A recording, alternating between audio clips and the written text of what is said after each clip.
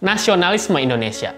Apa yang ada di pikiran teman-teman saat mendengar kata nasionalisme?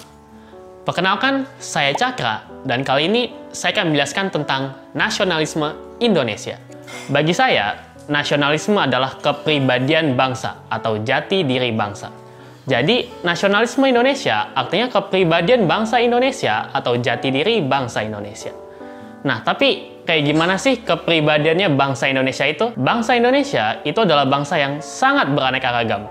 Entah itu dari suku, agama, cara mencari hidup, bahkan cara berpikirnya pun juga beraneka ragam. Tapi, meskipun kita berbeda-beda, tetapi kita tetap menjunjung tinggi nilai Bhinneka Tunggal Ika, yaitu berbeda-beda tetapi tetap satu jua. Jadi itulah arti tentang nasionalisme Indonesia. Indonesia itu adalah negara yang sangat beraneka ragam.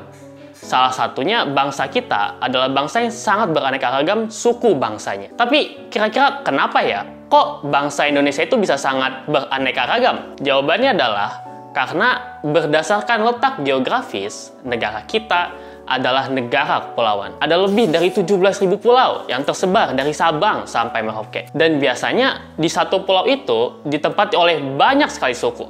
Contohnya ada suku Jawa, Bugis, Batak, dan masih banyak lagi. Dan ditambah lagi, di Indonesia itu juga ada etnis dari suku bangsa lain. Seperti etnis dari suku bangsa Arab, Tionghoa, India, dan lain-lain. Tapi, perbedaan suku yang ada di Indonesia seharusnya tidak menjadi masalah buat kita. Karena kita adalah bangsa yang sangat menjunjung tinggi nilai Bhinneka Tunggal Ika itu tadi. Jadinya tidak masalah mau dia dari suku Jawa, etnis suku bangsa Tionghoa, itu tidak menjadi masalah buat kita. Itu semua merupakan makna dari persatuan Indonesia. Jadi, walaupun kita berbeda-beda, entah itu dari suku, adat istiadat, bahkan budaya, tapi kita tetap yang namanya satu, yakni satu nusa, satu bangsa, satu bahasa, yaitu Indonesia. Selain bangsa kita itu beraneka ragam sukunya, adat istiadatnya, budayanya, ternyata bangsa kita itu juga beraneka ragam keyakinan atau agamanya. Kalau di Indonesia sendiri, terdapat 6 keyakinan yang diakui oleh pemerintah Indonesia. Dan di Indonesia sendiri juga terdapat agama asli atau agama lokalnya bangsa Indonesia. Seperti ada yang namanya Sunda Wiwitan, Kejawen, Kaharingan, dan masih banyak lagi. Namun, meskipun kita berbeda-beda agamanya atau keyakinannya, seharusnya itu tidak jadi masalah buat kita. Karena kita adalah bangsa yang sangat menjunjung tinggi nilai Bhinneka Tunggal Ika itu tadi. Jadi, meskipun kita berbeda-beda keyakinannya, meskipun kita tinggal di suatu tempat yang banyak sekali agamanya, tetapi kita tetap bersaudara sebagai satu kesatuan bangsa, yaitu Indonesia. Dan itu merupakan makna dari ketuhanan yang Maha Esa. Seperti yang tertulis dalam Pancasila, sila pertama. Ketuhanan yang Maha Esa. Jadi, keyakinan yang berbeda-beda tidak pernah jadi masalah buat kita seharusnya. Justru, yang menjadi masalah adalah ketika kita berbeda-beda agamanya, berbeda-beda keyakinannya, kita malah saling bertengkar, kita malah saling bermusuhan, kita malah saling menyakiti satu sama lain hanya karena kita berbeda. Malah seharusnya kita itu saling menghormati dan saling menghargai keyakinan satu sama lain. Kalau misalnya tadi suku kita itu bisa banyak karena letak geografis kita, yaitu negara kita adalah negara kepulauan, lantas mengapa sih kok agama di Indonesia itu bisa begitu banyak ya? Bisa begitu beraneka ragam? Itu bisa terjadi karena dulu, bangsa Indonesia itu pernah mengalami zaman yang namanya zaman imperialisme kuno. Apa itu imperialisme kuno? Imperialisme kuno adalah budaya saling takluk-penaklukan, duduk-menduduki yang dilatar belakangi oleh penyebaran agama atau keyakinan. Dan bisa kita lihat, pada zaman dulu itu, di Indonesia ada banyak sekali kerajaan-kerajaan bercorak agama. Seperti ada kerajaan Majapahit, kerajaan Sriwijaya, Samudra Pasai, dan masih banyak lagi. Dan sekarang, saya akan bawa teman-teman semua untuk kita kembali ke masa lalu menggunakan portal waktu. Jadi kali ini, kita akan menggunakan mesin waktu untuk menuju ke zaman imperialisme kuno. Teman-teman sudah siap? Siap! Kalau gitu, mari kita mulai.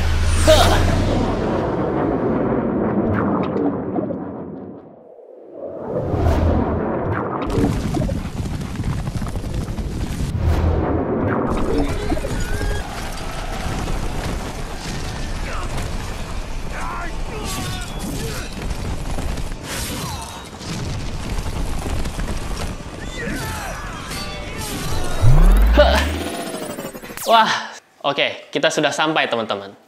Jadi, di zaman imperialisme kuno ini, manusia hidup berkelompok-kelompok atau bergolong-golongan. Dan masing-masing kelompok itu saling memerangi kelompok-kelompok lainnya.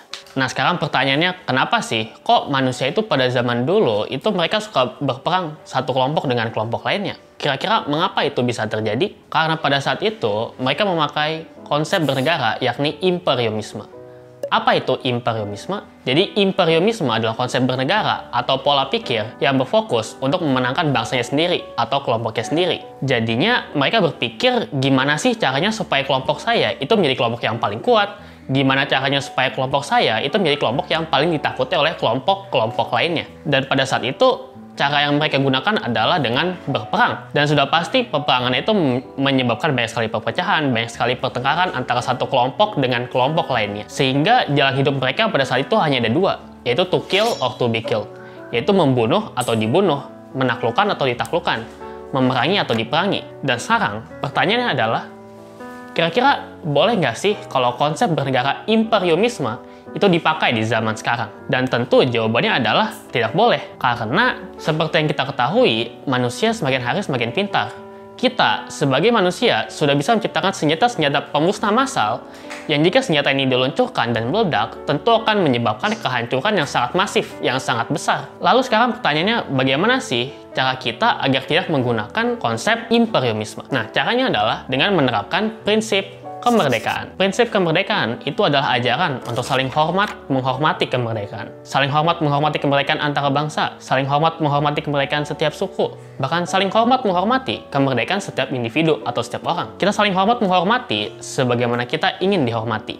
Kita memperlakukan orang lain sebagaimana kita ingin diperlakukan. Dan jika setiap orang sudah saling hormat, menghormati kemerdekaan antara bangsa, antar kelompok, bahkan setiap individu, maka akan tercipta yang namanya perdamaian abadi. Perdamaian yang selama-lamanya.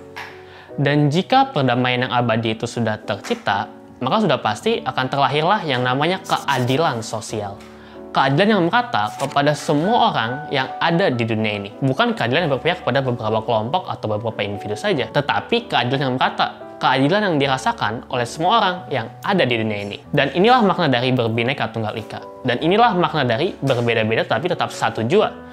Dan inilah rasa kebangsaan kita atau rasa nasionalisme kita, yaitu lawan dari imperiumisme. Kalau misalnya imperiumisme tadi mengajarkan kita untuk saling berperang, saling takluk-menaklukkan, sebaliknya, rasa nasionalisme itu akan membuat kita saling hormat menghormati satu sama lain, saling menghargai satu sama lain, dan saling menyayangi satu sama lain. Ternyata, selain bangsa kita itu pernah mengalami zaman imperialisme kuno, ternyata bangsa kita juga pernah mengalami zaman imperialisme modern, atau kata lainnya adalah kolonialisme. Sama seperti imperialisme kuno, yaitu budaya saling takluk-menaklukkan, duduk-menduduki. Tetapi kalau kolonialisme ini dilatar belakangi oleh revolusi industri. Dan lagi-lagi, saya akan mengajak teman-teman semua untuk kita kembali ke masa lalu menggunakan portal waktu. Teman-teman sudah siap? Kami siap! Oke, akan saya mulai.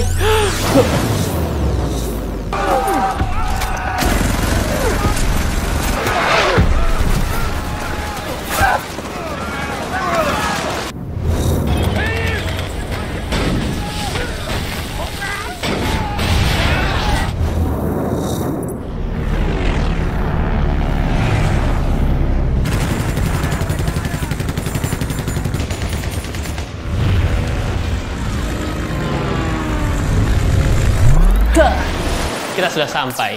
Ini adalah zaman kolonialisme. Di zaman ini, manusia masih saling berperang satu sama lain. Tetapi kali ini, mereka sudah mulai menggunakan senjata yang lebih canggih, seperti tank, pesawat tempur, senapan, dan lain sebagainya. Oke, jadi di zaman ini, penjajahan, invasi, penyerangan, itu terjadi di mana-mana. Bahkan hampir semua benua yang ada di bumi ini, itu pernah mengalami yang namanya penjajahan. Seperti ada benua Asia, benua Amerika, Australia, dan benua Afrika. Karena penjajahannya itu terjadi di mana-mana, maka pada masa itu, penjajahan adalah sesuatu yang umum atau sesuatu yang lumrah. Dan yang para bangsa penjajah cari dari negara-negara yang mereka jajah, itu adalah kekayaan-kekayaan alam, seperti cengkeh, pala, beras, rempah-rempah, batu bara, dan lain sebagainya. Tapi pertanyaannya, mengapa sih kok para bangsa penjajah itu mencari kekayaan-kekayaan alam ini semua? Kira-kira mengapa mereka mencari itu semua? Jawabannya adalah karena di negara-negara penjajah sana sedang terjadi yang namanya revolusi industri. Apa itu revolusi industri? revolusi industri itu adalah perubahan besar-besaran yang terjadi pada bidang industri. Pada saat itu, tenaga manusia sudah mulai digantikan dengan tenaga mesin. Manusia pada masa itu sudah bisa menciptakan mesin-mesin pemintal benang, pabrik-pabrik yang besar. Bahkan pada masa itu manusia sudah bisa menciptakan transportasi massal seperti kereta, kapal, pesawat, dan lain sebagainya. Yang dimana untuk menjalankan itu semua perlu yang namanya bahan bakar atau bahan baku. Dan karena di negara-negara mereka itu bahan bakar atau bahan bakunya itu tidak mencukupi atau bahkan tidak ada, maka mereka mencari dan mengambilnya ke negara lain. Tapi mereka ngambilnya itu bukan dengan cara jual beli, bukan juga dengan cara tukar-menukar. Mereka ngambilnya itu dengan cara paksa, sehingga terjadi yang namanya penjajahan. Dan sudah pasti penjajahan itu menimbulkan yang namanya penindasan. Penindasan itu sendiri terbagi menjadi dua, yaitu tanam paksa dan kerja paksa. Jadinya bangsa-bangsa yang dijajah itu, mereka dipaksa oleh para bangsa penjajah untuk menanam tanaman seperti cengkeh, pala, atau apapun kekayaan alam yang para bangsa penjajah butuhkan. Dan selain dipaksa untuk menanam, mereka juga dipaksa untuk bekerja, seperti membangun saluran air, membangun rel kereta, membangun jalanan, dan masih banyak lagi. Dan kegiatan-kegiatan pemaksaan ini terjadi selama puluhan, bahkan ratusan tahun lamanya di negara kita. Dan jika pada saat itu nenek moyang kita itu menolak apa yang para bangsa penjajah inginkan, maka mereka akan disiksa, atau mereka akan dibunuh. Dan selain itu, penjajahan juga memberikan dampak lain, seperti dampak pada bidang politik, ekonomi, dan budaya. Secara politik, jelas, pada waktu itu, bangsa kita itu masih diatur pemerintahannya oleh bangsa asing. Secara ekonomi, jelas, kekayaan alam bangsa kita itu begitu banyak, begitu berlimpah. Tetapi semuanya itu dikuasai dan diambil oleh bangsa asing atau oleh bangsa penjajah. Kemudian secara budaya juga jelas, budaya-budaya kita itu dilunturkan dan diganti dengan budaya-budaya yang para penjajah inginkan. Nah, sekarang pertanyaannya adalah, ketika bangsa Indonesia itu mengalami penjajahan, mengalami penindasan selama ratusan tahun, apakah bangsa Indonesia diam saja?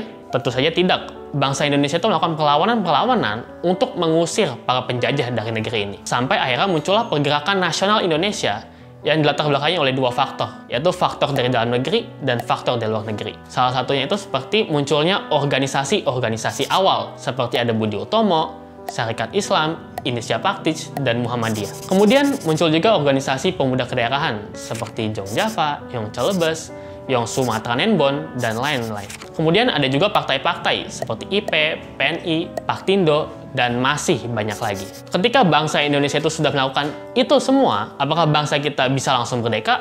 Jawabannya tentu tidak. Salah satu alasannya adalah karena bangsa kita itu belum benar-benar bersatu. Berjuangnya itu masih sendiri-sendiri. Sehingga pada akhirnya muncullah kesadaran dari para pemuda-pemudi Indonesia, di mana organisasi-organisasi itu bergabung menjadi Kongres Muda, dan partai-partai bergabung menjadi GAPI atau Gabungan Politik Indonesia. Dan organisasi-organisasi tadi itu mengadakan Kongres Pemuda. Dan pada Kongres Pemuda II, itu tercipta 3 hal penting. Yang pertama ada Sumpah Pemuda, kemudian diperdengarkannya lagu Indonesia Raya untuk pertama kalinya, dan yang ketiga adalah bendera merah putih. Pertama-tama, mari kita mulai dari Sumpah Pemuda. Sumpah, atau bisa kita katakan sebagai janji.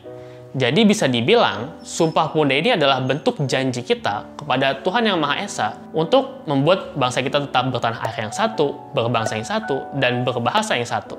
Yang itu artinya kita tidak boleh saling bertengkar, tidak boleh saling berpecah belah karena perbedaan-perbedaan tersebut. Dan juga, Sumpah Pemuda ini bisa kita katakan sebagai titik awal terbentuknya bangsa Indonesia, atau bisa kita katakan sebagai cikal bakal terbentuknya bangsa Indonesia. Karena pada saat itu merupakan awal dari kesadaran para pemuda-pemudi Indonesia untuk saling bersatu satu sama lain.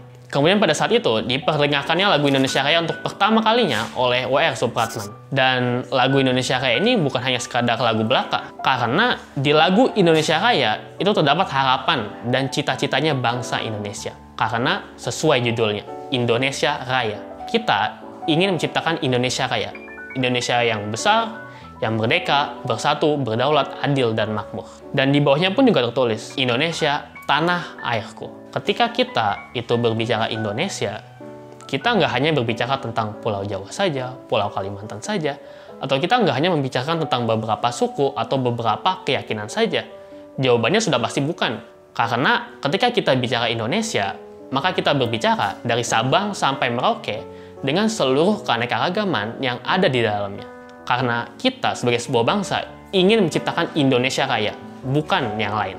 Dan salah satu cara untuk menciptakan Indonesia kaya, Indonesia yang besar, yang merdeka, bersatu, berdaulat, adil, dan makmur, salah satunya adalah dengan bangunlah jiwanya dan bangunlah badannya. Bangunlah jiwanya berarti kita sebagai generasi penerus bangsa itu harus lebih pintar, kemudian kita harus memunculkan rasa nasionalisme yang ada di dalam diri kita. Kemudian bangunlah jiwanya, yang berarti kita sebagai sebuah negara membangun infrastruktur dan membangun perekonomian yang ada di negeri ini. Oke. Kalau tadi itu adalah faktor dari dalam negeri, sekarang saya akan menjelaskan faktor dari luar negeri. Jadi Jerman dengan tentara Nazinya itu menyerang berbagai kota di Eropa. Dan salah satu kota penting di Belanda, itu kota Rotterdam, hancur dibombardir oleh tentara Jerman. Dan tentu pengeboman ini menyebabkan negara Belanda itu menjadi terguncang, menjadi tidak stabil. Sampai pada akhirnya, pada bulan Maret tahun 1942, Belanda itu menyerah tanpa syarat pada Jepang. Dan karena Belandanya sudah menyerah, maka otomatis berakhirlah penjajahan Belanda atas Indonesia. Namun sayangnya, seperti yang teman-teman ketahui, setelahnya penjajahan itu diambil alih oleh Jepang. Dan meskipun Jepang menjajah kita hanya 3,5 tahun, tapi rasa sakit yang dialami oleh bangsa kita tetap sama. Karena Jepang terkenal sadis.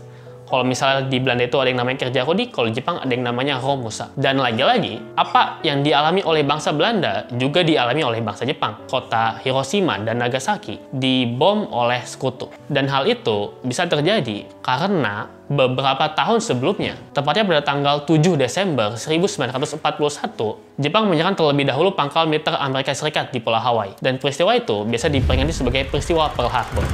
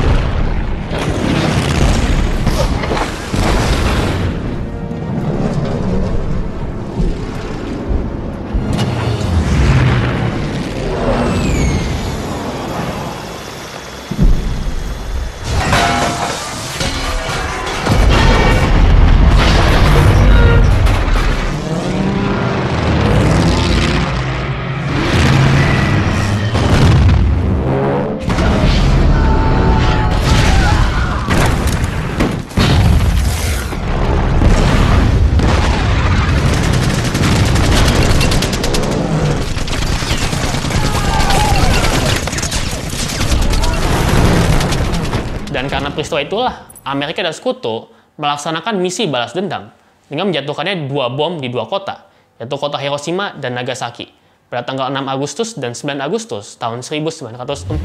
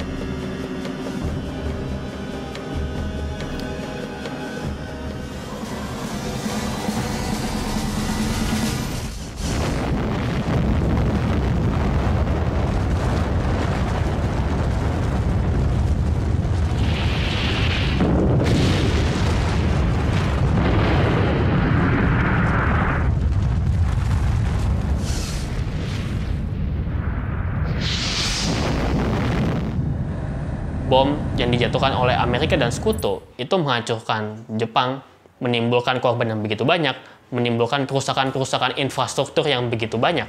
Dan pada tanggal 14 Agustus tahun 1945, Jepang itu menyerah tanpa syarat kepada Sekutu. Dan karena Jepang itu menyerah tanpa syarat kepada sekutu, maka di Indonesia terjadi yang namanya vacuum of power atau kosong kekuasaan di Indonesia. Momen inilah yang ditunggu-tunggu oleh bangsa Indonesia. Momen inilah yang ditunggu puluhan, bahkan ratusan tahun lamanya. Dan inilah momen yang tepat untuk memproklamasikan kemerdekaan Indonesia pada tanggal 17 Agustus tahun 1945. Namun, setelah bangsa kita mengalami kemerdekaan, ada dua pertanyaan penting yang harus dijawab oleh para pendiri bangsa Indonesia pada waktu itu. Pertanyaan pertama adalah, apa sih pentingnya proklamasi? Dan pertanyaan kedua adalah, siapakah kita dan mau kemanakah kita sebagai sebuah bangsa yang baru saja merdeka pada waktu itu? Dan pertanyaan-pertanyaan tadi akan dijawab oleh teman saya, yaitu Kak Dimas. Nah, tadi kan Kak Carka sudah menutup presentasinya dengan meninggalkan dua pertanyaan, yaitu apa sih pentingnya proklamasi, dan siapakah kita dan mau kemanakah kita sebagai sebuah bangsa yang baru saja merdeka pada saat itu.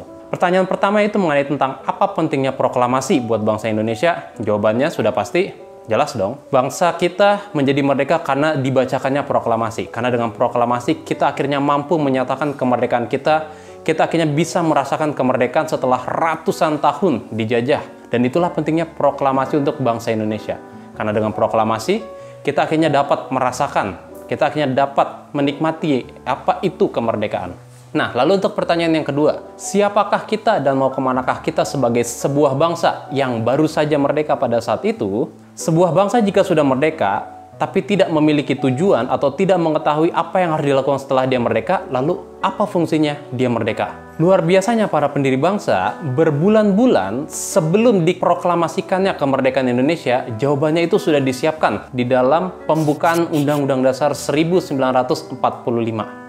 Atau bisa juga kita sebut dengan Deklarasi Kemerdekaan. Nah, jadi jika teman-teman ingin mengetahui tentang bangsa Indonesia itu adalah bangsa yang seperti apa tujuannya merdeka, setelah merdeka mau ngapain, bentuk negaranya seperti apa, itu semua terkandung di dalam pembukaan Undang-Undang Dasar 1945. Nah, jadi mari kita bahas dari alinea yang pertama. Di alinea pertama dari pembukaan Undang-Undang Dasar 1945 ini menjelaskan mengenai pemahaman atau prinsip kita bangsa Indonesia tentang kemerdekaan. Di situ jelas dikatakan bahwa sesungguhnya kemerdekaan itu ialah hak segala bangsa. Kita, bangsa Indonesia, meyakini dengan seyakin-yakinnya bahwa kemerdekaan itu ialah hak segala bangsa. Dan kita, bangsa Indonesia, setelah kita merdeka, kita juga tidak ingin menjadi penjajah. Kita juga tidak ingin menjajah bangsa lain. Karena pengalaman kita sebagai sebuah bangsa yang sudah dijajah selama ratusan tahun, itu sudah sangat cukup buat kita bangsa Indonesia untuk mengetahui apa sih sakitnya dijajah, penderitaan ketika dijajah itu seperti apa. Kita bangsa Indonesia itu sudah sangat tahu akan hal tersebut. Oleh karena itu, di kalimat pertama pun dikatakan bahwa sesungguhnya kemerdekaan itu ialah hak segala bangsa. Kita mengatakan itu juga karena kita meyakini dan kita tahu bahwa yang namanya penjajahan itu sudah pasti tidak berperi kemanusiaan dan tidak berperi keadilan. Nah, di alinea kedua, dijelaskanlah tentang cita-cita kemerdekaan bangsa kita atau visi misinya kemerdekaan bangsa kita. Karena setelah kita merdeka, jelas perjuangan kita tidak selesai sampai di situ. Bahkan bisa dikatakan perjuangan kita setelah proklamasi kemerdekaan 17 Agustus 1945 itu perjuangannya baru saja dimulai. Karena kita ingin mewujudkan negara Indonesia yang benar-benar merdeka, bersatu, berdaulat, adil dan makmur. Nah, tapi pertanyaannya, tugas siapa itu untuk mewujudkan negara Indonesia yang benar-benar merdeka, bersatu, berdaulat, adil, dan makmur? Tugas siapa itu? Tentu saja bukan hanya tugas pemerintah saja, bukan hanya tugas orang-orang yang berkepentingan saja. Itu adalah tugas kita semua. Itu adalah tugas kita semua sebagai seluruh rakyat Indonesia. Karena kalau bukan kita yang mengisi kemerdekaan, kalau bukan kita yang mewujudkan negara Indonesia yang benar-benar merdeka, bersatu, berdaulat, adil, dan makmur, maka siapa lagi? Tentu saja kita, seluruh rakyat Indonesia. Di alinea yang ketiga, dijelaskanlah tentang pernyataan kemerdekaan kita. Pernyataan kemerdekaan kita adalah proklamasi kemerdekaan yang dibacakan pada tanggal 17 Agustus 1945. Karena seperti yang tadi sudah dijelaskan di pertanyaan pertama, karena dengan proklamasi kemerdekaan, kita akhirnya memutus rantai penjajahan di Indonesia. Kita menyatakan bahwa kita sudah menjadi bangsa yang merdeka. Dan tidak boleh ada lagi satu bangsa manapun di muka bumi ini yang berhak untuk menjajah kita lagi. Kita bangsa Indonesia meyakini bahwa kemerdekaan yang kita rasakan saat ini, bahwa kemerdekaan yang dinyatakan pada tanggal 17 Agustus 1945 itu adalah berkat karunia Tuhan. Itu adalah berkat rahmat Allah yang Maha Kuasa. Karena jika kita tarik sedikit ke sejarah dan kita pikir sedikit pakai logika, bagaimana caranya bangsa kita yang pada saat itu berjuangnya masih pakai senjata seadanya, melawan para penjajah yang sudah memakai senjata yang begitu canggih dan bisa merdeka. Bagaimana caranya? Kalau bukan karena berkat rahmat Tuhan yang Maha Kuasa.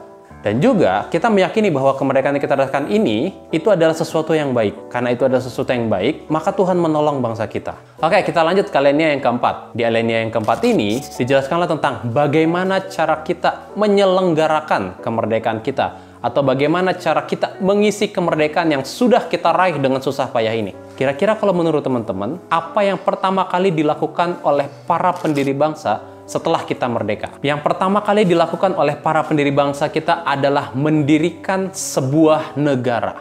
Kenapa negara? Emang negara fungsinya itu apa? Karena negara itu, fungsinya itu adalah untuk melindungi segenap bangsa Indonesia dan seluruh tumpah darah Indonesia, memajukan kesejahteraan umum, mencerdaskan kehidupan bangsa, dan ikut serta melaksanakan ketertiban dunia. Bisa kita ambil kesimpulan, teman-teman yang ada di sini bisa duduk dengan tenang, bisa beristirahat, ada ancaman dari luar, bisa makan dengan nikmat. Teman-teman bisa melakukan itu semua tanpa takut ada ancaman, karena teman-teman itu terlindungi oleh negara. Dan pastinya ketika kita membangun sebuah negara, pasti kita butuh dasar, Pancasila. 1. Ketuhanan yang Maha Esa. 2. Kemanusiaan yang adil dan beradab. 3. Persatuan Indonesia. 4. Kerakyatan yang dipimpin oleh hikmat kebijaksanaan dalam permusyawaratan perwakilan.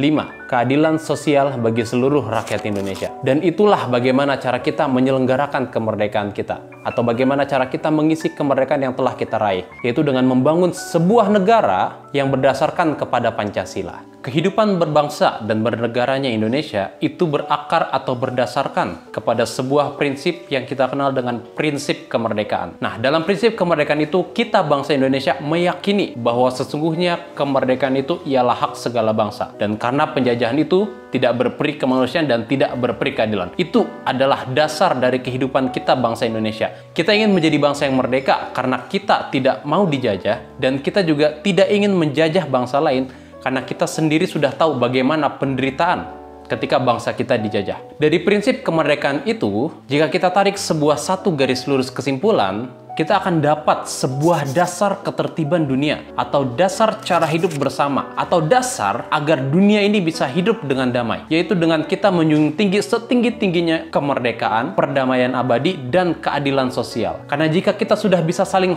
menghormati kemerdekaan satu sama lain, maka yang namanya perdamaian itu pasti akan terwujud. Tapi perdamaian yang kita inginkan jelas bukan perdamaian yang sehari dua hari.